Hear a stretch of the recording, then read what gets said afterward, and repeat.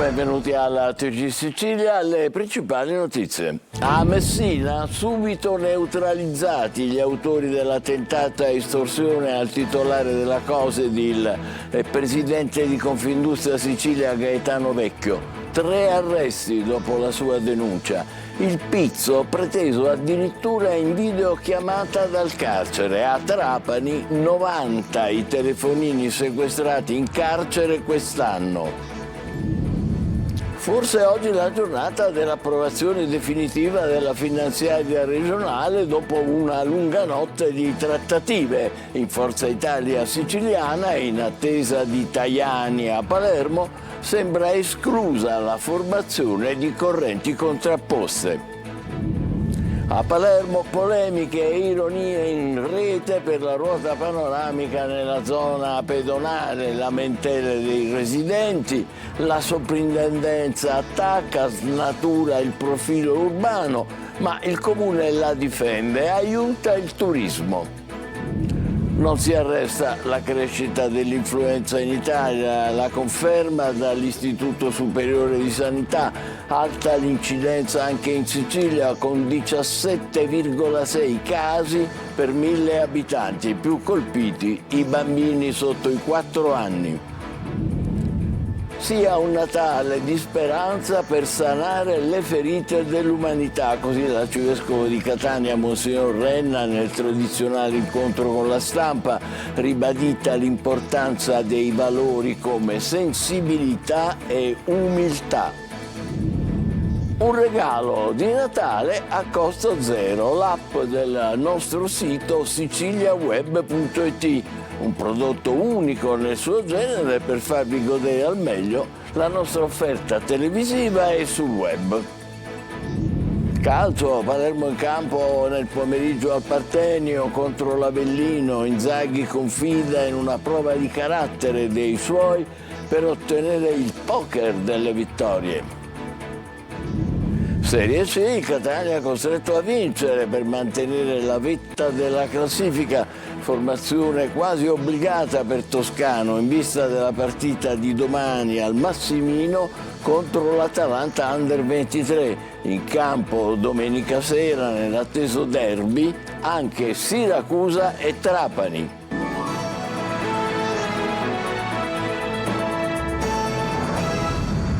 Con un aggiornamento di servizio è ancora temporaneamente bloccato in entrambe le direzioni il traffico sull'autostrada A19 in territorio di Enna per l'incidente di questa mattina nel quale purtroppo sono rimaste ferite 2 persone.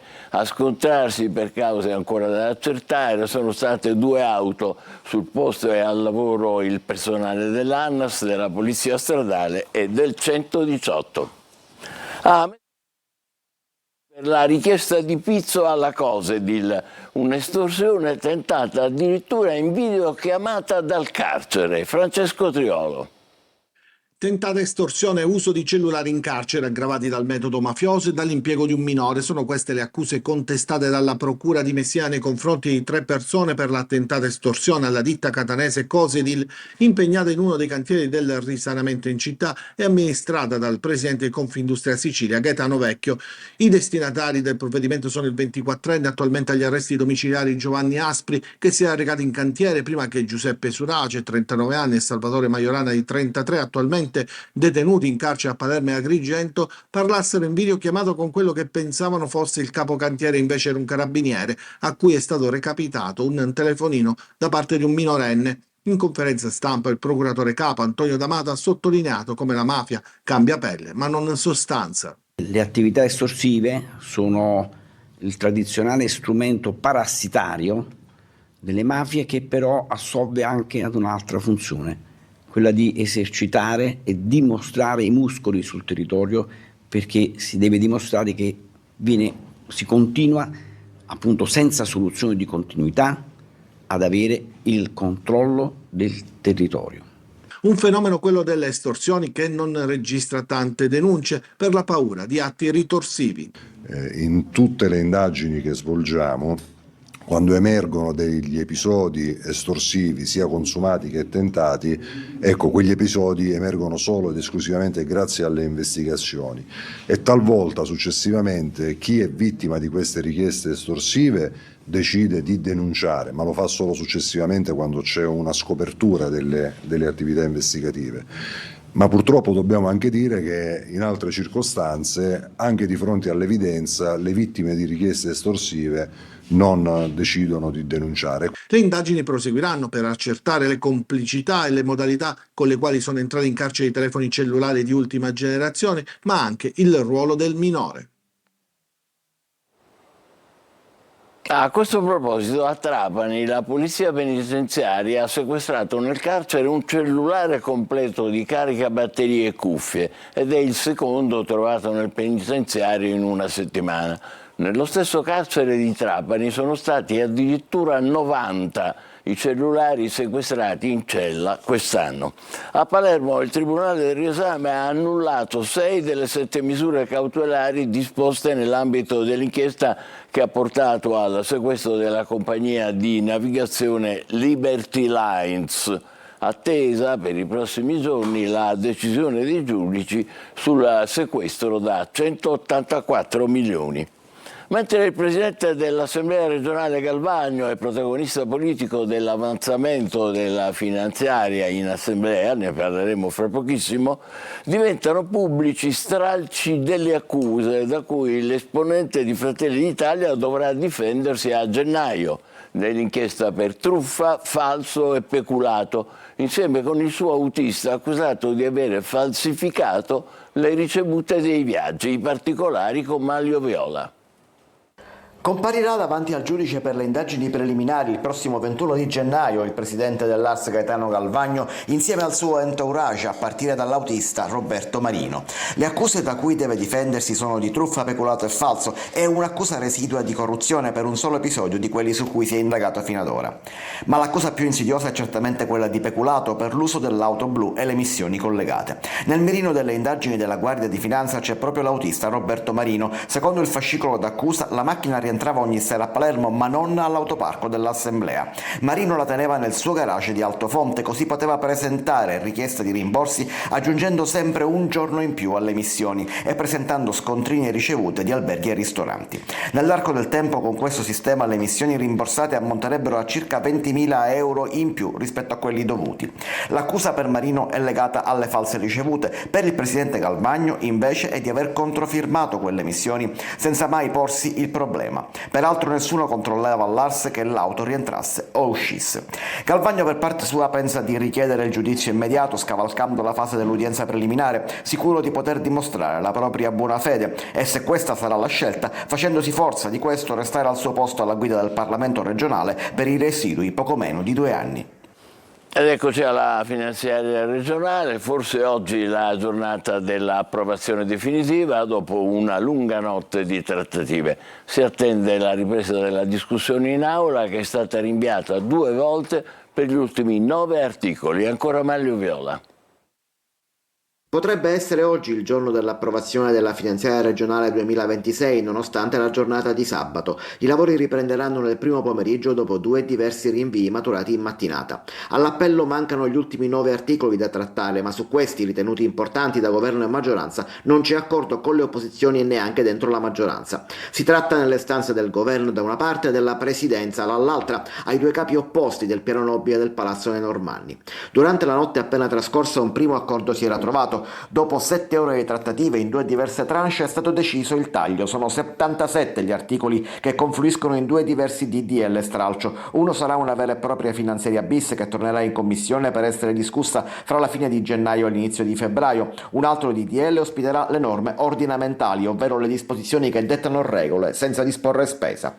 E mentre si cerca la quadra per tornare in aula per il rush finale, Forza Italia è alle prese con le proprie questioni interne. 50.000 le tessere sottoscritte finali fino ad ora, gli azzurri in Sicilia dimostrano la crescita più volte sbandierata. In questo clima è atteso l'arrivo del segretario nazionale Antonio Tajani, che deve incontrare i dirigenti uno per uno, sia per discutere delle questioni sollevate da Giorgio Mulè e da Tommaso Calderone, sia per verificare gli effetti delle proposte Occhiuto, che dalla Calabria sembra lanciare una sorta di corrente anche verso la Sicilia.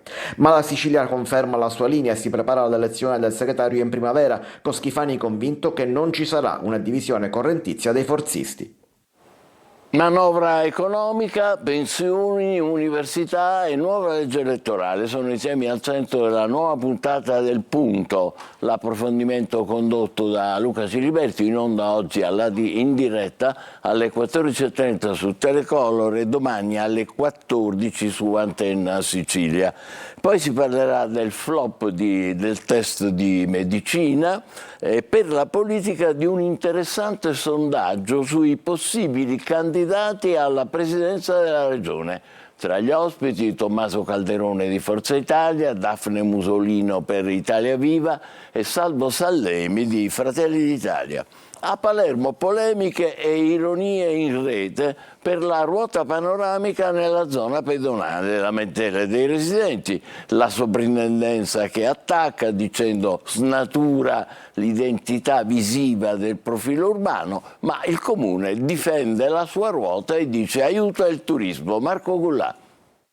Eccola qui, la ruota delle polemiche. Siamo in piazza Camilleri, nella zona pedonale di via Emerico Amari a Palermo, di fronte al porto. Un'enorme ruota panoramica piazzata al centro della piazza sta scatenando una serie di critiche e polemiche, soprattutto da parte dei residenti che la considerano invasiva e pericolosa e che permetterebbe a chi fa il giro panoramico anche di guardare dentro le case attraverso le finestre dei palazzi. Così, chi ha fatto palo? Colpito da McKinley. Una ruota divisiva, c'è chi l'ammira e chi invece punta il dito anche contro il comune di Palermo, che dal canto suo invece difende la scelta di averla piazzata tra i palazzi di via Mari e in sintesi dichiara: questa ruota aiuta il turismo. La soprintendenza per i beni culturali di Palermo, il cui parere non è vincolante, aveva scritto al comune che l'area prescelta per installare la ruota e la giostra ad albero di Natale non è idonea perché la piazza costituisce la nuova porta di accesso alla città per i flussi turistici provenienti dalle crociere e dagli altri collegamenti marittimi e tale installazione determinerebbe un ostacolo visivo oltre che fisico. L'assessore alle attività produttive Giuliano Forzinetti ha invece definito la ruota uno degli esperimenti per realizzare momenti di aggregazione in diverse aree del capoluogo. Insomma, la ruota gira tra polemiche e ironia sul web. Ancora a Palermo, Massimo e Mattia hanno trascorso un'altra notte in un B&B. Padre e figlio, sfrattati come sapete qualche giorno fa a Palermo, sperano di trovare una sistemazione definitiva. Nel frattempo proseguono i gesti di solidarietà nei loro confronti dopo i nostri servizi. Emanuela Corsi. Massimo e Mattia hanno trascorso un'altra notte in un B&B. Passano i giorni e padre e figlio, sfrattati per morosità dopo che l'uomo ha perso il lavoro per assistere la moglie malata, restano in attesa di una sistemazione definitiva. Ogni giorno mi sveglio e dico poi oggi come finirà, dove andiamo, e quindi stiamo dormendo dove capita, con quello che c'è di disponibile, ci organizziamo sul pranzo, sulla cena, insomma cose che io sinceramente... non ho manco forza reattiva, perché prima diciamo ero ancora più emotivamente preso, adesso sono talmente stanco. Il Natale si avvicina e questo per Massimo e Mattia non sarà come gli altri. I Natali belli io con la famiglia ne abbiamo passati tantissimi, ho tanti bellissimi ricordi, diciamo che per quest'anno vivremo di questi ricordi, se c'è la voglia, ma non so manco se c'è quello. Il pensiero va sempre all'amata moglie, scomparsa prematuramente. Una persona che praticamente non può stare tranquilla nemmeno la morte, perché mia moglie è accanto a noi e vede la situazione. Questa è la cosa che mi fa male, molto male. La macchina della solidarietà continua a muoversi velocemente, sperando in un miracolo di Natale per questa famiglia. Vi faccio sapere se succede questo miracolo, che per il Natale succede nei film, non credo che succeda nei prossimi 3-4 giorni, ma in ogni caso diciamo io vi farò sapere, perché sarò contento di farvelo sapere, considerato che vi sento vicini, diciamo. Massimo, speriamo proprio di farcela. Antidroga a Catania. La polizia ha arrestato 4 persone, ne ha denunciate altre 4, fra cui i titolari di Cannabis Shop, i negozi che detenevano però illecitamente inflorescenze di cannabis destinate alla vendita. Nel quartiere Picanello in carcere altre 2 persone, una di origine straniera, l'altra catanese, trovate tutte e 2 con 30 kg di marijuana. Infine, in un appartamento del quartiere San Giorgio, arrestato un 34enne per detenzione di armi e droga. Influenza in forte crescita in Italia, alta l'incidenza anche in Sicilia con 17,6 casi per 1000 abitanti. I più colpiti restano i bambini sotto i 4 anni. Veronica Barbarino. È alta l'incidenza dell'influenza in Sicilia, dove si registrano 17,6 casi ogni 1000 abitanti, un dato che colloca l'isola tra le aree più colpite e conferma come l'ondata influenzale stia circolando con maggior forza nel sud del paese. I più colpiti, i bambini sotto i 4 anni. Secondo i dati dell'Istituto Superiore di Sanità, ci sono 816.000 casi di sindromi respiratorie acute nell'ultima settimana, quasi 100.000 in più rispetto alla settimana precedente in tutta Italia. Secondo gli esperti, il virus influenzale è altamente trasmissibile, ma non emergono al momento segnali di maggiore gravità clinica rispetto ai ceppi precedenti. Oltre ai sintomi influenzali prettamente respiratori, che includono tosse, raucedine, mal di gola, abbiamo dei sintomi sistemici che comprendono febbre elevata, dolori osteoarticolari e muscolari, cefalea. Si sta assistendo soprattutto nei bambini anche a dei sintomi gastrointestinali associati a nausea, vomito e diarrea. Le stime indicano che i vaccini antinfluenzali continuano a proteggere dalle forme più gravi e dall'ospedalizzazione. Le autorità sanitarie ribadiscono l'importanza delle misure di igiene e della consultazione tempestiva del medico, soprattutto per anziani, bambini e soggetti fragili. A Catania l'arcivescovo Renna, nel tradizionale incontro con la stampa, ribadisce l'importanza di valori come sensibilità e umiltà. Poi il messaggio che questo sia un Natale di speranza per sanare le ferite dell'umanità. Torino De Mana. I conflitti e le tensioni internazionali, il dramma della droga e del crack in particolare che attanaglia Palermo e Catania, la mafia, la corruzione che varca le soglie dei palazzi istituzionali, l'incendio alla scuola Pestalozzi di Catania che però non ha bruciato la speranza, già la speranza che sotto Natale si riaccende nei cuori di tutti. L'arcivescovo di Catania, Monsignor Luigi Renna, ha sottolineato l'importanza della sensibilità, utile a volte a sconfiggere violenza e odio, ribadendo l'invito ai giornalisti di continuare a fare domande. E a proposito di domande, una la poniamo al diretto interessato. Che Natale sarà per i catanesi? È un Natale di speranza perché ci fa ricordare che Cristo è entrato nella storia per risanare profondamente le ferite dell'umanità.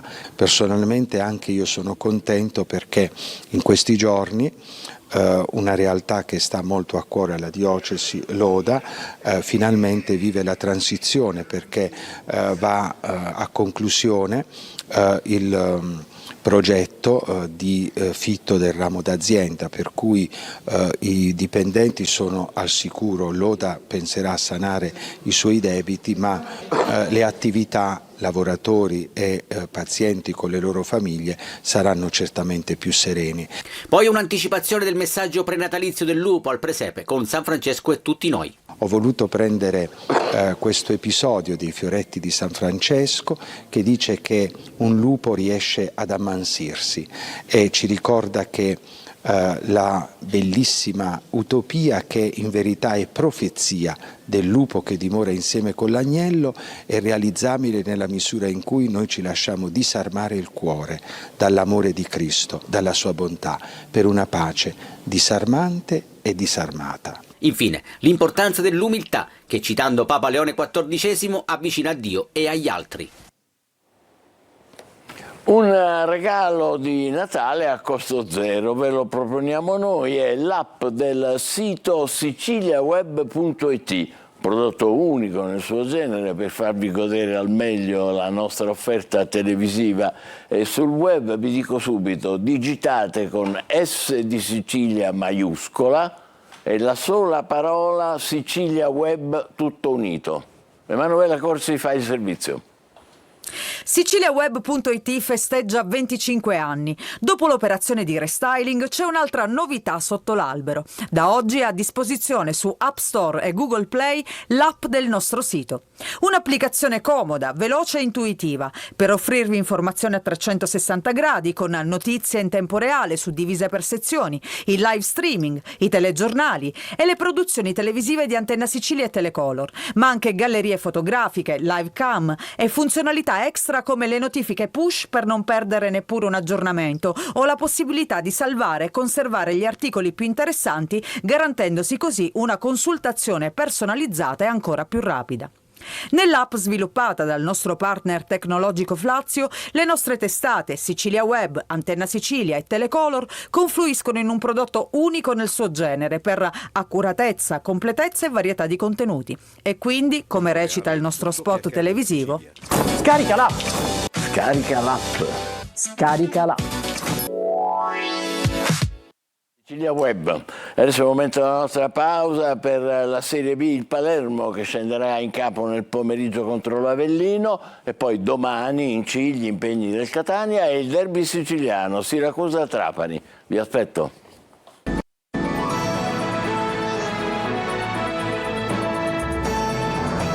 Parte del nostro TG con lo sport, il calcio, Palermo in campo nel pomeriggio al Partenio contro l'Avellino. Fuori Pierozzi, Inzaghi potrebbe affidarsi a Giasì. Rosanero a caccia del poker di vittorie consecutive. Marco Goulart. Il Palermo guarda la sfida di oggi delle 17:15 contro l'Avellino con il vento in poppa delle 3 vittorie consecutive, ma anche con una novità tutt'altro che marginale, l'assenza di Pierozzi, uscito malconcio dallo scorso match contro la Sampdoria. Il problema muscolare che ha messo fuori causa l'esterno costringe infatti Inzaghi a intervenire su uno dei tasselli fissi della sua squadra, aprendo un ballottaggio delicato sulla fascia destra, Giasi o Diakité. Intanto il tecnico spera in una prova gagliarda dei suoi uomini. Dobbiamo continuare su queste prestazioni, al di là del risultato.